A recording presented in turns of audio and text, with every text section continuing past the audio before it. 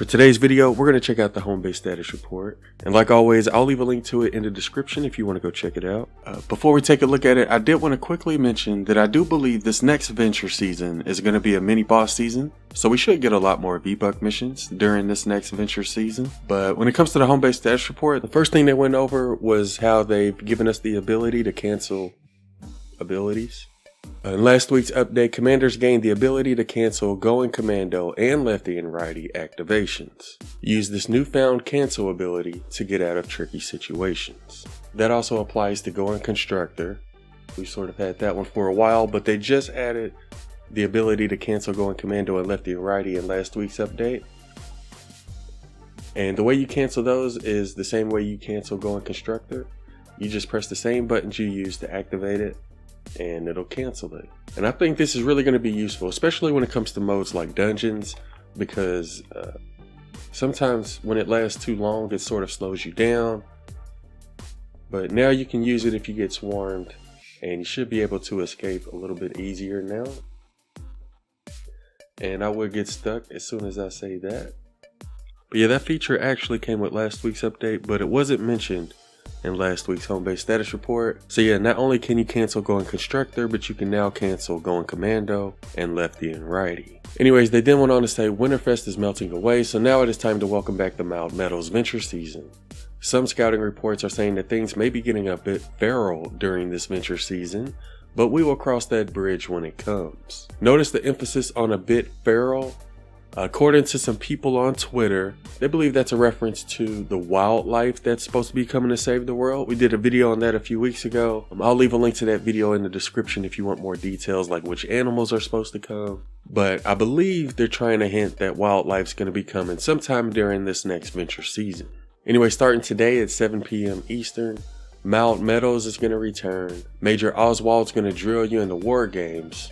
Hopefully he buys me dinner first. Wukong descends into the event store along with the Dragon's Fist and follows Stoneheart Fair's teaching in the No Dancing questline. So Meadows has the Escalation modifier. Basically, whenever you get kill streaks, your team will receive a small boost to bonus damage. And when you reach certain streaks, it'll trigger an elemental burst at all commanders' locations, dealing damage and unleashing additional effects. So if you get 30 kills without it resetting, you'll get the Nature Burst. This burst damages and stuns surrounding enemies for 3 seconds. When you get 60 kills without the timer resetting, you'll get the Fire Burst. This burst deals damage and applies a blistering debuff, which causes damage every second. Once you reach 90 kills, you'll get the Dance Party buff. This burst deals damage, refills commander's energy, and causes the husk to dance for 7 seconds. When you get 120 kills, you get the Ice Burst, and this burst deals damage and freezes nearby targets for 5 seconds.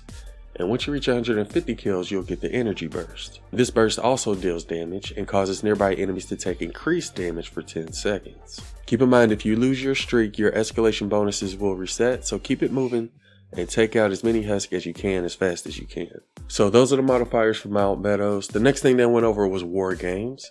Major Oswald will do anything to sharpen up the security of home base, even if it means putting commanders and their base through the ringer. Head to your Storm Shield bases and test your defenses against unique and challenging simulations. Complete both daily and weekly quests to earn a fair share of event tickets, gold banners, evolution materials, and perk rewards. So after today, you should see some war game challenges, not the daily challenges, but some new war game challenges. And if you complete them, you'll get more tickets, gold, banners, evolution materials, and perk rewards. And those should be available after everything resets tonight at 7 p.m. The Lunar Llamas also going to be returning. You'll be able to get the Chinese New Year heroes from the Lunar Llamas. You'll also be able to get the dragon weapons from the Lunar Llamas. And the ones I think you'll be able to get are Dragon's Roar, maybe Dragon's Claw, Dragon's Fang, Dragon's Fury, Dragon's Tooth. But I don't think you'll be able to get Dragon's Fist, Dragon Fire, not sure about Dragon's Might. But you should be able to get all of the other dragon weapons from the Lunar Llamas. And we've reviewed all the dragon weapons and heroes. I'll leave a link to those reviews in the description if you want to go check them out. You won't be able to get Wukong from the Lunar Llamas, but he is going to be available in the event store later tonight. I don't really use him that often. Sometimes when I make an explosive build, I may throw him in my support team. But you're still going to want to get him because when you do, you'll also get the Soaring Mantis team perk. And this is the only way to get this team perk. So I would still recommend getting him. And again, he's going to be available in the event store later tonight. You also won't be able to get Dragon's Fist melee weapon from the Lunar Llamas because that's also coming to the event store later tonight. And this is a slow moving hammer that harnesses the power of the great dragons. Unleash the overhead smash heavy attack to knock back your enemies and deal increased damage. You'll only be able to put fire element on it, just like with all dragon weapons. But the damage we dealt with this was actually pretty decent, but like the description says, it is a slower melee weapon compared to others. But yeah, here's what the attack speed looks like without any attack speed perks. Definitely one of the slower melee weapons. And here's what the heavy attack looks like. So yeah, if anything, you may just want to get it for your collection book, because it's not really as good as some other melee weapons. The No Dancing questline is also going to be returning tonight. And it says here, the dreaded love storm has returned, and according to our most trusted major, this is an extremely dangerous threat. Stop this lovely phenomenon from hitting home base, and the premier matchmaker, Stoneheart Farah, will join your squad. Hope you are ready for a lesson in Love Defense 101.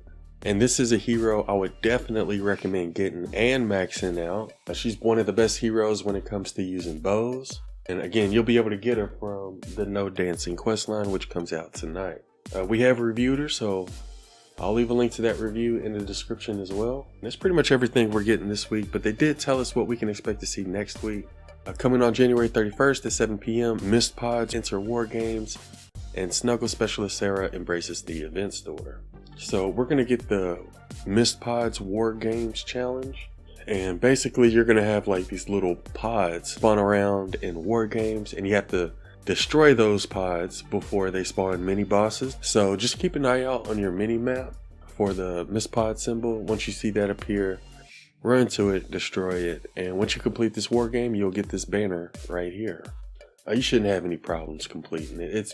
It's pretty easy. And Snuggle Specialist Sarah is going to be returning next week in the event store as well. And I would recommend getting her because I do use her a lot. I put her in my support team whenever I use Dragon Scourge. So I would recommend getting her and maxing her out as well. That's pretty much everything that was in the home base status report. So last thing I noticed before I go is that they didn't mention anything about a new Save the World starter pack. So I don't believe we're going to get a new one tonight. But as soon as they come out with some info in regards to a new starter pack, I'll be sure to let you all know. Let me know what y'all think about the new feature that allows you to cancel abilities, and let me know what y'all think about wildlife coming to save the world. Anyways, I hope y'all found the video useful, and thanks for watching.